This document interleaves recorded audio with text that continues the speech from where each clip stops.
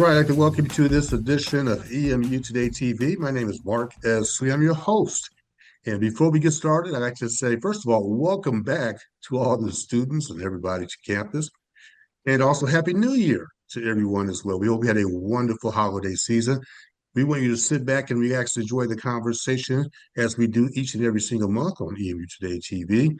And we're going to focus on a couple of important topics, starting with our honors college. And I'm so pleased to have with us Dean Eisenberg, Dean Ann Eisenberg, and she's with the Honors College here at Eastern University. Dean, thank you very much for joining me. How are you? Good. Thank you very much for having me on. I'm always happy to talk about the Honors College at Eastern. And we're so happy to have you on as well. We know we had you on a couple of years ago, so it's a chance to kind of catch up with the latest and greatest. And let's start with the basics of the College. What is the mission of the college? Well, I would say the real mission of the Honors College, whatever exactly it says on our website, is to make sure that Eastern is doing an excellent job of serving its most talented and motivated students. We're looking for students who want to get a little bit more out of their education, who are willing to go the extra mile, and do some extra things in order to graduate from Eastern with an honors degree. But we want to make sure that no matter what student comes to Eastern, how high their standardized test scores are, how high their GPA in high school is, how motivated they are, that they're going to get the very best out of Eastern. So what we really do, I think, for our honor students is add an additional personal touch, particularly through advising and through building community that makes sure that the experience that they have at Eastern is as good as they would have at any institution they might choose to go to. How many students do we have in the Honors College? We have just under 1,000 at this point in the Honors College that we're serving. And we're looking at having our largest graduating class in at least since I've been here, and I've been here since 2019, coming up in this winter term. So when you look at those thousands of students that come into the Honors College, what is the criteria? How are they selected? How do they land on campus, if you will? Well, we do recruiting, of course. We reach out to students with the assistance of admissions. We are primarily targeting in our admissions students who earned at least a 3.85 GPA in high school. Or they can be a little lower than that, down to a 3.5 if they have high standardized test scores, say a 1250 SAT or a 25 on the ACT. But I want to add something. My academic field personally is psychology. One of the things I know from working in higher education for a very long time is that students develop at different rates. So we also have a policy that students can be second admit, that is after they come to Eastern. If they do well, just however they did in high school, they can apply. And we also invite students always to apply through our holistic admission process, where they can get a letter of recommendation, write an essay. We, of course, have their transcripts, their high school transcripts, and they can appeal to be part of the Honors College because some of the best students I've ever had who've gone on to do the most impressive things were not always stars in high school. Okay, and so we have students, I believe they come we were talking about this right before we started this interview. We have students or scholars on campus in terms Okay, of, so we have, please take over that anybody conversation, who's an please. Eastern student can be a member of the Honors College. We Thank you. also, in part of our recruiting process, while we're recruiting high school students, we also have a scholarship competition. Part of that, brings in applicants, so we have a chance to talk with them and convince them that Eastern is a great place for someone who is like them. But the presidential scholarship competition, which is actually ongoing right now, invites, each year we select 21 of the very top students, mostly from across Michigan and the upper Midwest, but sometimes outside that area, and offers them a full ride scholarship. And those students, I will say, I personally like to think that any student who's in the Honors College who's looking for personal attention will get just as much as a presidential scholar. But we do focus on our presidential scholars. We are giving them the gift of a full ride scholarship at, a 4-year education at no or virtually no cost. They buy their books. And therefore, we ask a little bit more of them. One of the questions we ask as we recruit them is, what are you going to give back to Eastern? Mm. And what I've seen is consistently our presidential scholars do just that. If I say, here is a prestigious national scholarship you should apply for, they apply, even though they don't necessarily need more funding for that reason. They are currently a student body president and vice president are both presidential scholars, members of the Honors College. Mhm. They really have that idea in them that it's their responsibility to give back.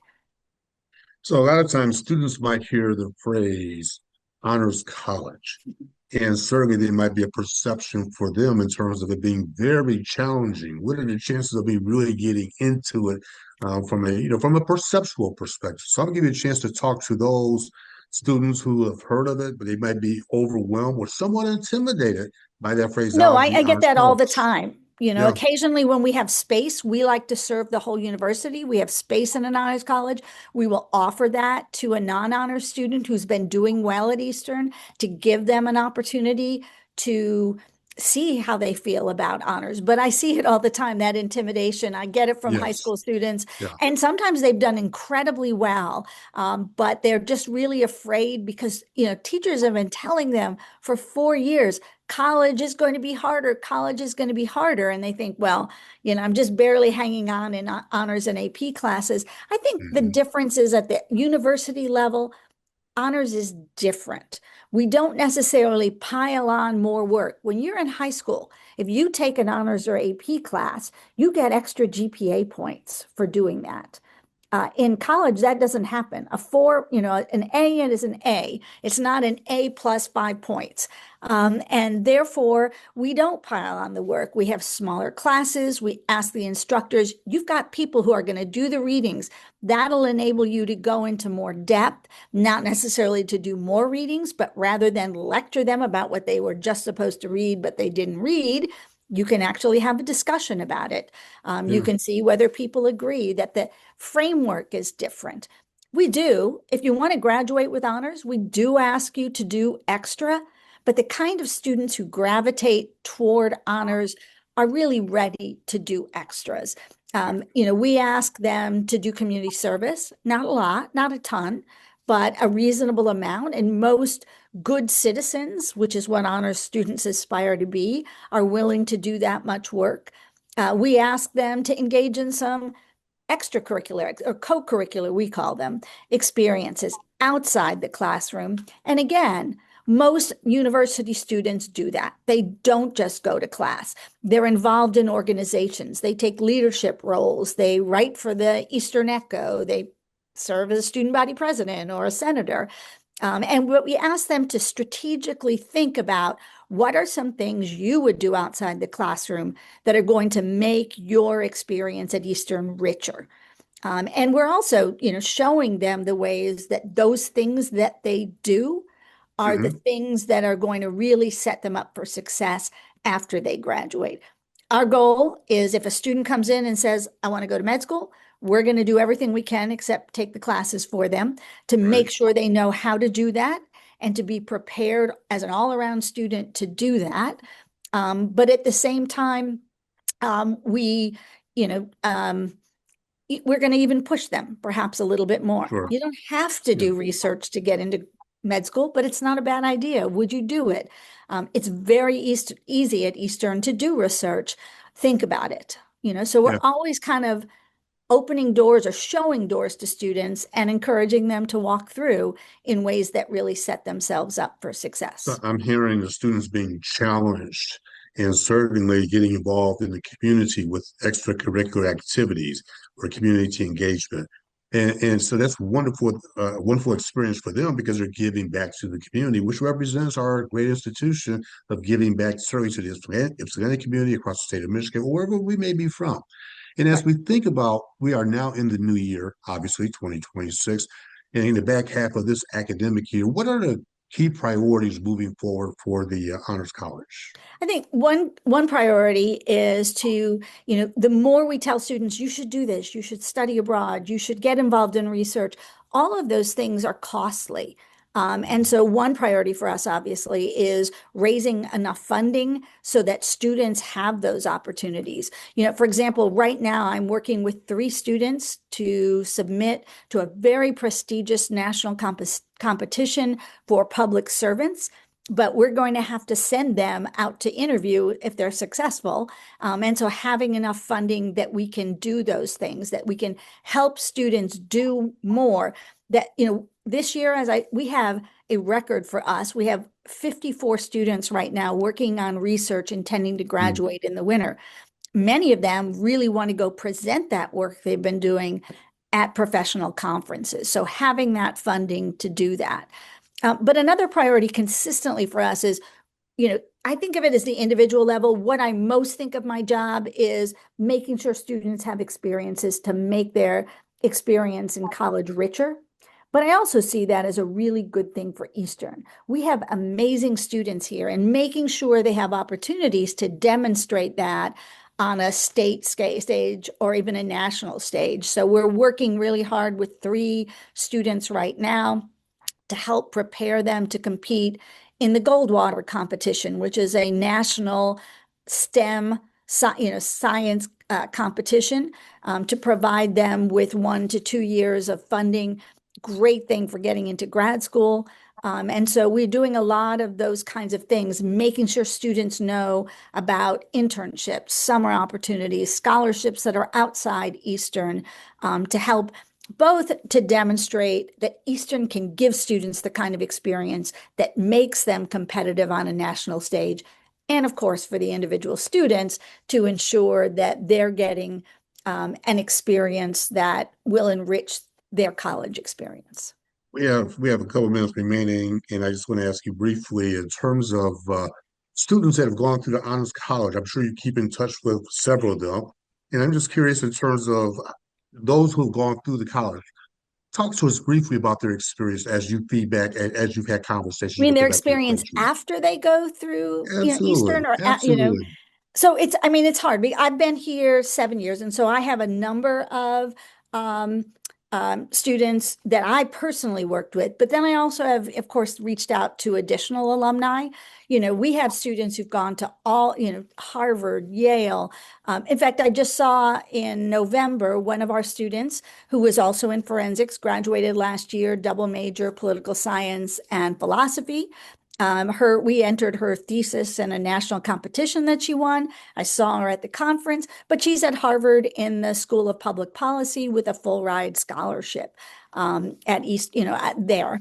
I've got a couple alumni coming back next month to do a talk for students on getting into medical school because they're both off at Wayne State Medical School. I mean, our students are Excuse me. doing all kinds of, amazing things, but they're also I mean, we're talking for honors about 40 years of alumni. So we've got Yeah. amazing numbers of lawyers. I was out in San Diego for a conference. I met up with 2 of our alums. One is a research scientist in industry, doing some biochemical stuff and drug development that I personally do not understand, but that's what he's doing. And Well, I'm the other one I met too is a surgeon in the Air Force. Um, right. they're out Well, there and, they've taken and all of them, when I meet with alumni, talk about how much they got out of Eastern. The stuff that rises to the top is the preparation for leadership that they got from individual faculty, from classes, from some of the things they may have been asked to do as honor students. The other thing that they talk about is consistently how important it was to them to be involved in research, no matter what their academic field was, that taught well, them skills that they've been able to apply elsewhere. well, we are up against the clock. I want to Okay. thank you very much, Dean Eisenberg from the Honors College. Thank you very much for your hard work. A great conversation. So we appreciate you coming on and talking about it. Thank you very much. Yeah, thank you for having me. I enjoyed it. Absolutely. And just recently, right before the holidays, Eastern Michigan has a very new president-elect, Brendan Kelly, Dr. Brendan Kelly. Watch this video and we'll be back on the other side. Today marks an important moment in Eastern Michigan University's history. The Board of Regents is proud to elect Dr. Brendan Kelly as the next president of EMU and celebrate a very special homecoming. Dr. Kelly brings a distinguished record of leadership and a deep commitment to student success, inclusivity, and innovation. As student representatives, we had a true seat at the table throughout this entire process. We were able to participate in listening sessions, we reviewed applications, and we vetted those materials thoroughly, and we engaged directly in those different meetings and interviews. I witnessed firsthand the care and effort that went into selecting the finalists that were presented to the Board of Regents, and I'm hopeful and excited about EMU's future under President-elect Kelly's leadership. The process was thoughtful, it was inclusive, and it was collaborative. It reflected the values of Eastern Michigan University itself: excellence, inclusivity, and service. We feel that we have identified a leader who values or embodies EMU's missions and values, who understands the needs of our campus community, as well as someone who will be a great representation of what it means to be true EMU. Ultimately, the depth and diversity of the candidate pool that we attracted reaffirmed the effectiveness of the Presidential Search Advisory Committee's diverse representation and inclusive processes. And your experience as a president, your knowledge of the development world, your knowledge in the academic world, all come together to be exactly what I believe not only I was looking for, but this entire group was looking for. So we're anxious for that transition to come about. I'm grateful for the opportunity to come back home. And we got here as soon as we could, folks. It is a special thing to be able to stand before you today with so many familiar faces. A place where our life started together. Our core business is to help people transform their lives into whatever they want them to be. And I hope that every moment of our next chapter together is dedicated to that mission. When you're on Eastern Michigan Forensics and Judy Sturgis Hill puts an Eastern label on your lapel, that is when you, along with every other person around you, commits to excellence. See, that pin was about you committing to relentless, unapologetic advocacy for the institution that you represented, an institution that was older than all of us, would be here long after us. It's been transforming lives for a long time. As we work into a next chapter, know that I'm bringing our Eastern labels back. We could not be more proud to be home. We could not be more honored to be here. And we can't wait to get started.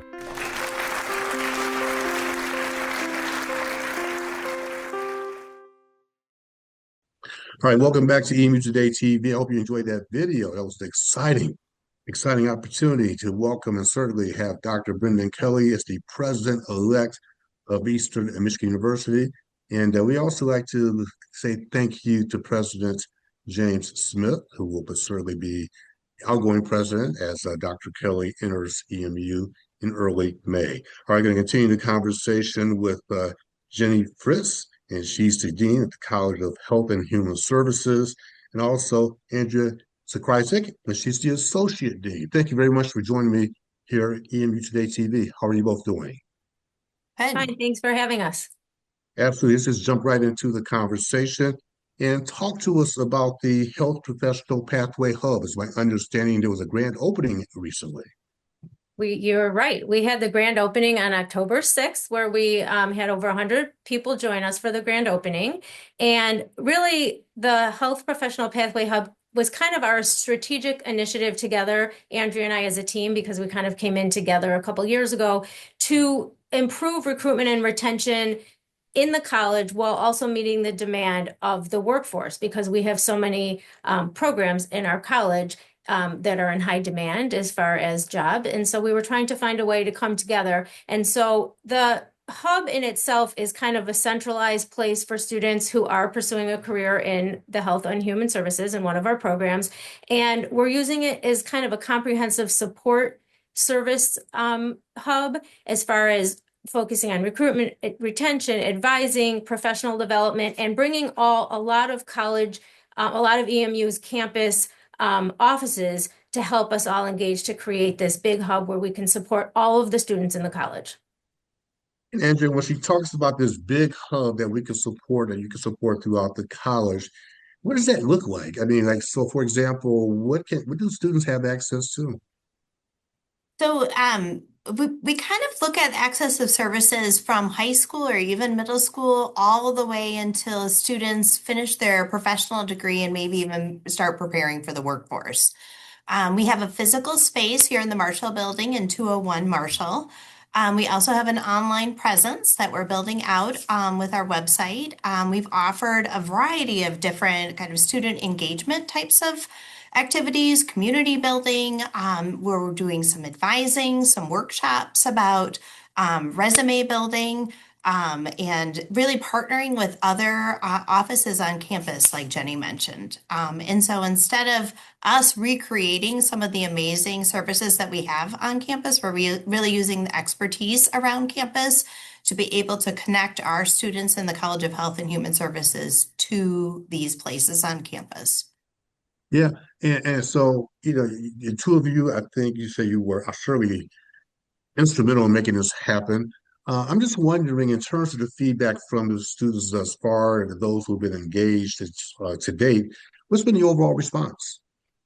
It's Jenny? actually been great so far. We've had over 250 students engage with the hub since we started the activities. And I will let Andrea talk about one activity that was really amazing for high school and middle school students that we did last summer. But since we had our kickoff in our college with our current EMU students, like I said, over 250 students have been involved. We have typically done 4 to 6 activities a month, which range from like self-care options to things like we had a math success coaching opportunity. We did a lot of professional development around financial aid, where we brought in them, the financial aid office, to work on things. We've done a writing workshop. And then we've also done, like I said, some self-care things where we did pumpkin decorating. We brought in bunnies around finals time. We're trying to manage the students at all the different kind of realm of everything that they're experiencing. And what we're finding is that students are super receptive to it. It's nice to have a space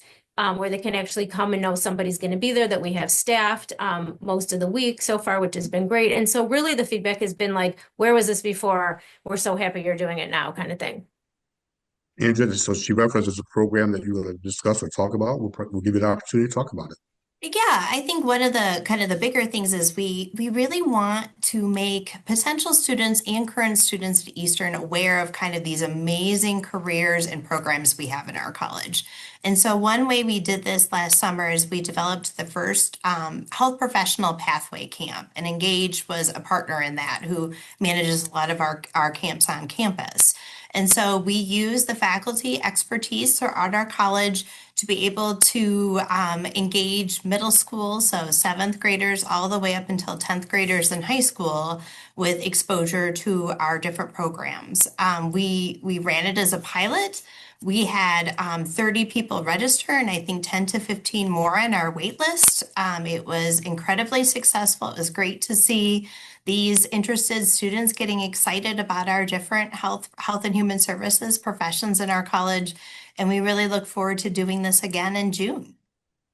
And when we talk about health and human services, for example, for those who may not be aware of the types of careers or jobs, please identify, just to kind of simplify for them so they have a better understanding what those types of opportunities might be.